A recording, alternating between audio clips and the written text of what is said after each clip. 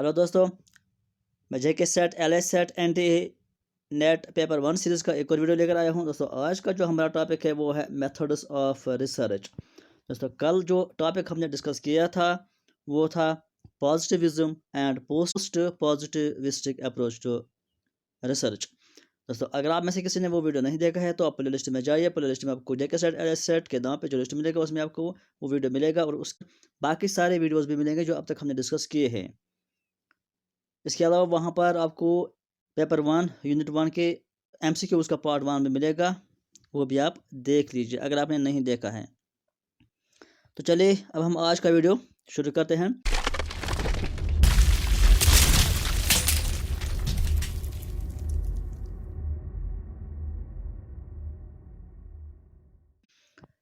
Methods of research हमें पढ़ना है। मेथड्स ऑफ रिसर्च का क्या मतलब है? मेथड्स ऑफ रिसर्च वो होता है कि जब हम कोई रिसर्च करते हैं, किसी भी टॉपिक पर हम रिसर्च करते हैं तो हम डाटा कलेक्ट करते हैं या एविडेंस कलेक्ट करते हैं। तो उसको कलेक्ट करने के लिए और फिर कलेक्ट करने के बाद उसको एनालाइज करने के लिए हम जो टेक्निक्स इस्तेमाल करते हैं उनको बोलते हैं हम मेथड्स ऑफ रिसर्च। वो डिपेंड करता है कि हमारा रिसर्च किस टॉपिक पर है, किस टाइप का है, तो उसी के अकॉर्डिंग हम फिर मेथड्स चूज़ करते हैं। तो ये बहुत ही ज़रूरी होता है जानना एक रिसर्चर के लिए कि वो किस टॉपिक पर रिसर्च करता है, वो टॉपिक किस टाइप का है और उसके लिए कौन सा मेथड्स सूटेबल होगा। तो हम यहाँ पर बहुत सारे मेथड्स या टाइप्स डिस्कस करेंगे, लेकिन उससे पहले एक इम्पॉर्टेंट टॉपिक ये है कि हम जानेंगे रिसर्च मेथड्स क्या होता है और रिसर्च डिज़ाइन क्या होता है, इन दो के बीच में क्या फ़र्क है। ये बहुत ही इंपॉर्टेंट टॉपिक है। अक्सर इसमें स्टूडेंट्स कंफ्यूज होते हैं कि रिसर्च मेथड्स और रिसर्च डिज़ाइन में क्या फ़र्क है। कभी कभी वो सोचते हैं कि शायद ये सेम है, ये सेम नहीं है, इनमें थोड़ा सा फ़र्क है। तो रिसर्च मेथड्स और रिसर्च डिज़ाइन में क्या फ़र्क है हम यहाँ पर जान लेते हैं। मैंने इनको एक दो पॉइंट्स में यहाँ से इनको कंपेयर भी किया है ताकि आपको अंडरस्टैंड होने में आसानी हो जाएगी। तो ये जो रिसर्च डिज़ाइन है ये एक ब्रॉड टर्म है और रिसर्च मेथड्स नैरो टर्म है। यानी रिसर्च मेथड्स रिसर्च डिज़ाइन में भी आते हैं, यानी इसका एक पार्ट हम कह सकते हैं इसको। रिसर्च डिज़ाइन का मतलब है कि पूरा स्ट्रक्चर रिसर्च का, यानी रिसर्च किस टाइप का है, प्रॉब्लम किस टाइप की है, टॉपिक किस टाइप का है, इसमें सैंपल किस टाइप का इस्तेमाल होगा, इसमें कितना सैंपल साइज होगा, फिर मेथड्स कौन कौन से हम इस्तेमाल करेंगे, कौन कौन से टेक्निक्स इस्तेमाल करेंगे डाटा जमा करने के लिए और डाटा को एनालाइज करने के लिए, और फिर जो इसका कंक्लूजन होगा वो किस टाइप का होगा। यानी ये सारा प्रोसीजर, इसको हम कहते हैं रिसर्च डिज़ाइन। यानी एक रिसर्च का पूरा खाका, पूरा नक्शा हम बना लेते हैं इसमें, उसको हम बोलते हैं रिसर्च डिज़ाइन। और रिसर्च मेथड में क्या आता है? रिसर्च मेथड में आता है सिर्फ वो टेक्निक्स और फार्मूलाज और मेथड्स जो हम डाटा कलेक्ट करने के लिए और फिर उसको एनालाइज करने के लिए इस्तेमाल करते हैं, उसको बोलते हैं हम रिसर्च मेथड्स। यहाँ पर हम देखते हैं पॉइंट्स में, research methods are the procedures.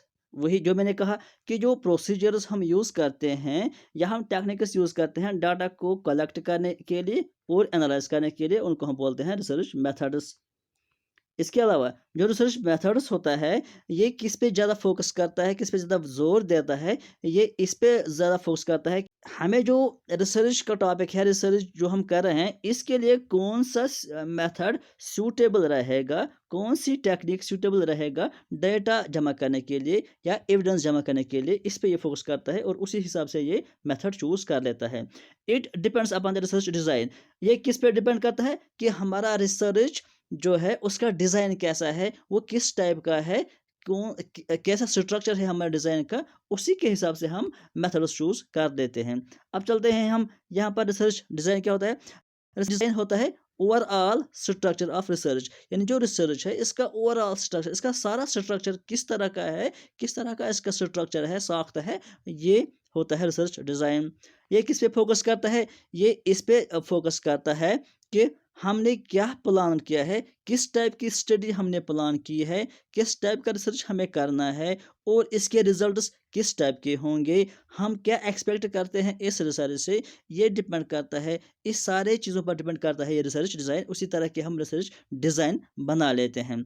इसके बाद जो नेक्स्ट पॉइंट इसका है कि based on the research question, यानी ये बेस्ड होता है कि हमारा क्वेश्चन या हमारे प्रॉब्लम जो है वो किस टाइप की है, उसी तरह के हम रिसर्च डिज़ाइन बना लेंगे। तो हम चलते हैं आगे। आई होप कि ये आपको समझ आया होगा। अब हम चलते हैं कि टाइप्स ऑफ रिसर्च मेथड्स। अब जो हमें रिसर्च मेथड्स यानी टेक्निक्स और फार्मूलाज जो हम इस्तेमाल करते हैं डाटा को जमा करने के लिए, एविडेंस जमा करने के लिए और फिर उसको एनालाइज करने के लिए, जो हम टेक्निक्स और फार्मूलाज इस्तेमाल करते हैं, तरीके इस्तेमाल करते हैं, उनको बोलते हैं हम रिसर्च मेथड्स। ये आपको समझ आया होगा। अब इसके बहुत सारे टाइप्स हैं, लेकिन जो जॉर्ज जे मोली है, इसने 3 बेसिक कैटेगरीज़ बताई, 3 मेथड्स होते हैं, 3 फॉर्म या 3 तरीके के मेथड्स होते हैं, जो हम इस्तेमाल करते हैं रिसर्च में। उसके अकॉर्डिंग कौन-कौन से हैं? एक है एक्सपेरिमेंटल मेथड, दूसरा है डिस्क्रिप्टिव, या इसका दूसरा नाम भी है सर्वे, यानी डिस्क्रिप्टिव और सर्वे उसने एक ही कहा, और तीसरा उसने कहा हिस्टोरिकल। तो ये मेन 3 टाइप्स उसने कहे के रिसर्च में हम इस्तेमाल कर सकते हैं। तो सबसे पहले हम यहाँ पर जानेंगे कि एक्सपेरिमेंटल रिसर्च या एक्सपेरिमेंटल मेथड क्या होता है। ये हमने पहले भी डिस्कस किया है थोड़ा सा। अगर आपने वो वीडियो देखा है तो आपको ये समझ में अच्छे से आएगा। एक्सपेरिमेंटल मेथड रिसर्च का वो मेथड होता है जिसमें हम एक्सपेरिमेंट करते हैं। सिंपल सी वर्ड्स है ये, यानी एक्सपेरिमेंट करते हैं, कोई चीज़ हम प्रूव करते हैं, किसी को प्रूफ या डिसप्रूव करते हैं, उसको बोलते हैं हम एक्सपेरिमेंटल रिसर्च। यानी इसमें 2 टाइप का वेरिएबल होता है, एक होता है इंडिपेंडेंट वेरिएबल, एक होता है डिपेंडेंट वेरिएबल। हम एक वेरिएबल को कंट्रोल करते हैं और एक को हम देखते हैं कि अगर हम एक वेरिएबल में चेंजेस लाएंगे तो दूसरे वेरिएबल में क्या चीज़ आएंगे। अगर हम इंडिपेंडेंट वेरिएबल में चेंजेस लाते हैं तो डिपेंडेंट वेरिएबल में क्या असर पड़ता है, ये होता है सारा एक्सपेरिमेंटल रिसर्च में। ये हम लैब्स में भी करते हैं, यानी कंट्रोलर एनवायरनमेंट हम में करते हैं हम ये। तो इसको हम बोलते हैं एक्सपेरिमेंटल डिज़ाइन। इन शॉर्ट आपको याद रखना है कि एक्सपेरिमेंटल डिज़ाइन में हम एक्सपेरिमेंट करते हैं, किसी चीज़ पर एक्सपेरिमेंट करते हैं। दो वेरिएबल होते हैं, उनका हम कॉज एंड इफेक्ट देखते हैं। अगर एक वेरिएबल में ये हम चेंजेस लाएंगे तो दूसरे पे क्या इफेक्ट पड़ेगा, ये चीज़ें हम देखते हैं एक्सपेरिमेंटल रिसर्च में। अब जो ये एक्सपेरिमेंटल रिसर्च है, इसके अपने भी टाइप्स हैं। इसको 3 हिस्सों में डिवाइड किया गया है, यानी एक्सपेरिमेंटल रिसर्च या एक्सपेरिमेंटल डिज़ाइन जो होता है, इसमें 3 टाइप्स के रिसर्च आते हैं। एक को हम बोलते हैं प्री एक्सपेरिमेंटल रिसर्च डिज़ाइन, दूसरे को हम बोलते हैं ट्रू एक्सपेरिमेंटल रिसर्च डिज़ाइन, और तीसरे को हम बोलते हैं क्वाशी एक्सपेरिमेंटल रिसर्च डिज़ाइन। अब ये जो 3 हैं, इनका क्या मतलब है, इनमें हम क्या करते हैं, ये हम पढ़ेंगे थोड़ा सा यहाँ पर। हो सकता है कि भी इन पर भी क्वेश्चन आता है। तो जो पहला इसका है प्री एक्सपेरिमेंटल डिज़ाइन। देखो प्री एक्सपेरिमेंटल डिज़ाइन क्या होता है, ये मैं आपको बताऊंगा। प्री एक्सपेरिमेंटल डिज़ाइन वो होता है, यानी एक्सपेरिमेंटल डिज़ाइन तो ये पहले होता है, लेकिन इसमें फ़र्क क्या है कि इसमें हम देखते हैं कि हम जब किसी चीज़ पर, किसी वेरिएबल पर ट्रीटमेंट अप्लाई करते हैं, उसके बाद हम उसको ऑब्जर्व करते हैं किसी टाइम के लिए, और उसके बाद उसको फिर से देखते हैं कि अब इसमें क्या चेंजेस आ गई हैं। फॉर एग्ज़ाम्पल मैं आपको एग्ज़ाम्पल के तौर पे समझाऊंगा। मान लो कि एक क्लास है, उसको हमने पहले टेस्ट किया और देखा कि उसके अंदर किस तरह के बच्चे हैं, उनके आईक्यू लेवल क्या है, देखा हमने। उसके बाद हमने उन पर एक मेथड अप्लाई किया, यानी हमने एक मेथड चूज़ किया जो टीचिंग के लिए है, कोई ख़ास मेथड हमने चूज़ किया और उनको पढ़ाना शुरू किया उस एक मेथड से। मान लो कि 1 महीने तक उनको पढ़ाया, या 2 महीने तक, या 6 महीने तक उनको उस मेथड, एक पर्टिकुलर ख़ास मेथड से उनको पढ़ाया, और 6 महीने के बाद उनको फिर से टेस्ट किया। और अब हमने देखा कि पहले जो उनका रिज़ल्ट था और अब जो एक ख़ास मेथड के ज़रिए उनको हमने पढ़ाया, तो अब क्या रिजल्ट आया, तो ये हमने एक एक्सपेरिमेंट किया, तो इसको हम बोलते हैं प्री एक्सपेरिमेंटल। या दूसरे एग्जांपल हम लेंगे, अगर हम किसी फील्ड में एक्सपेरिमेंट करते हैं, हमने कोई खास तरह का प्लांट लगाया, इस पर हमें एक्सपेरिमेंट करना है, तो हमने जो प्लांट लगाया है, इस पर हम अगर एक्सपेरिमेंट कर रहे हैं, तो हम देखते हैं कि हमने एक खास किस्म का न्यूट्रेंट चूज़ किया है, और हमने वो न्यूट्रंट इस पर अप्लाई किया।